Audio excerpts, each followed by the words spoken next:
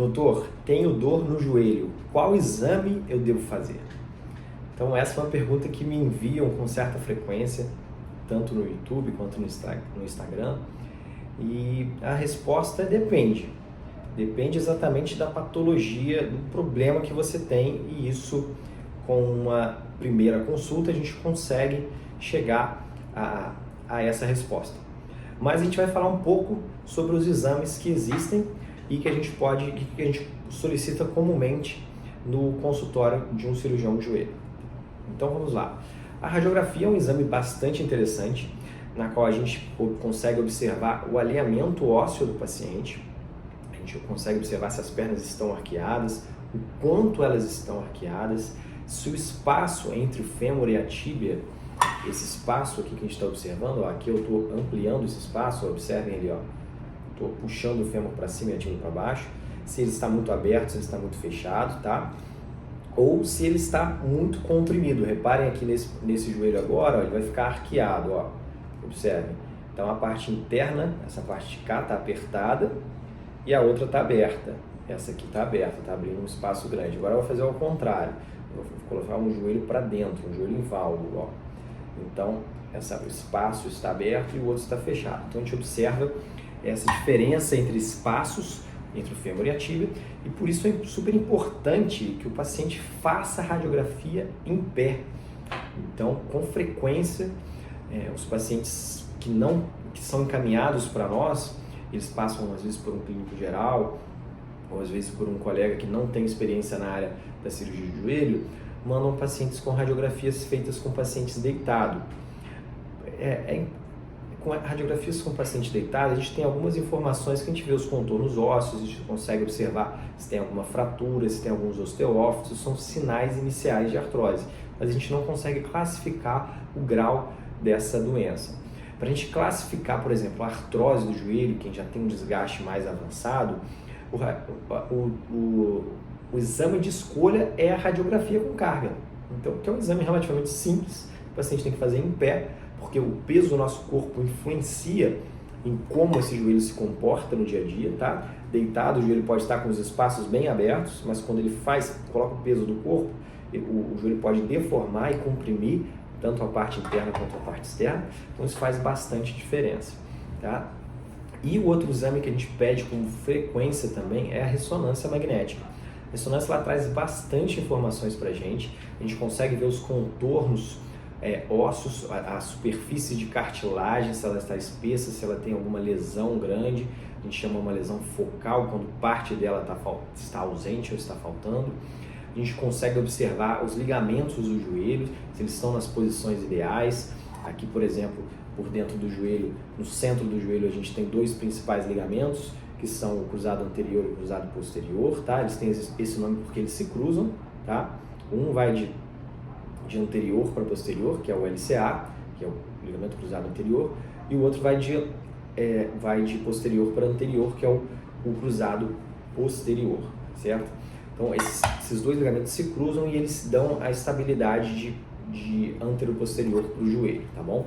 Eles impedem que o joelho vá muito para frente ou muito para trás, tá? O cruzado posterior impede que vá muito para trás e o cruzado anterior impede que o joelho vá muito para frente, tá bom? Então, e a gente consegue analisar outros ligamentos também, o colateral medial, o colateral lateral. Tá? Em lesões crônicas do joelho, o paciente que já lesionou há muito tempo, lesões de mais de um ligamento, com frequência a gente tem que fazer uma radiografia com estresse, na qual a gente vai junto com o paciente no raio-x e força para abrir de um lado, força para abrir do outro, para a gente tentar medir o quanto que está abrindo. E essa abertura, a gente consegue medir isso em milímetros em radiografias digitais, e a gente tem uma noção do quão está abrindo esse joelho e se tem uma lesão, a gente chama da periferia, né? Tanto da parte interna do joelho quanto da parte externa do joelho. Então são exames que a gente está sempre solicitando, radiografias e ressonância. Um parênteses aqui para uma radiografia especial, que é chamada radiografia panorâmica dos membros inferiores, em que é difícil de fazer, poucos locais fazem, mas que é super importante, na qual a gente observa o paciente em pé e o alinhamento todo ósseo do paciente, tanto do fêmur quanto da tíbia. E isso influencia diretamente em lesões de cartilagem, lesões de menisco. Às vezes a gente não pode tratar a cartilagem, não pode tratar o menisco sem alinhar essa perna. E com isso, a gente precisa desse exame para ter um tratamento melhor indicado e mais eficaz para esses pacientes. Então, esses são os principais exames. Existe também a tomografia.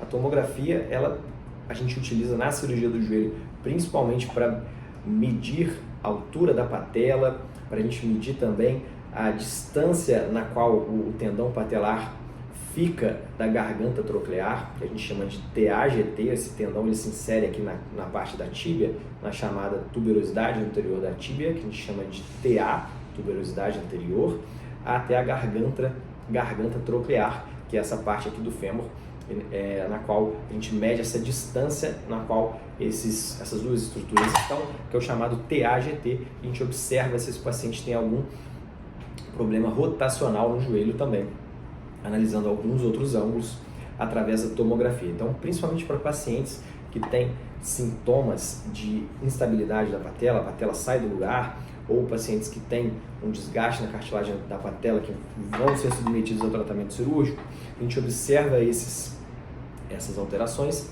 para a gente avaliar o melhor tipo de tratamento para esses pacientes. Então, os principais exames que a gente tem no nosso arsenal são esses.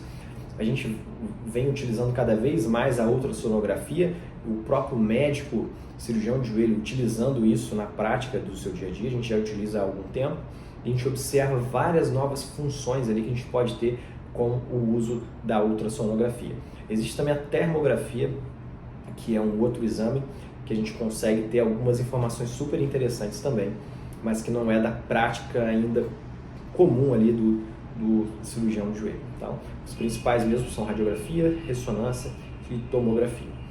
Então, espero que vocês tenham entendido ali dos principais exames que a gente solicita aqui no dia a dia do consultório do cirurgião de joelho. Se tiverem qualquer dúvida, escrevam aqui para nós e a gente vai tentar responder assim que for possível. Um grande abraço a todos.